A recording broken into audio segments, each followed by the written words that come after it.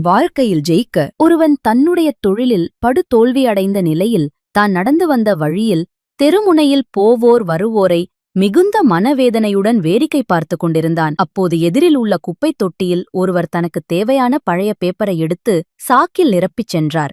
சிறிது நேரத்தில் இன்னொரு நபர் அதே குப்பைத் தொட்டியில் தனக்கு தேவையான பாட்டில்களை நிரப்பி எடுத்துச் சென்றார்.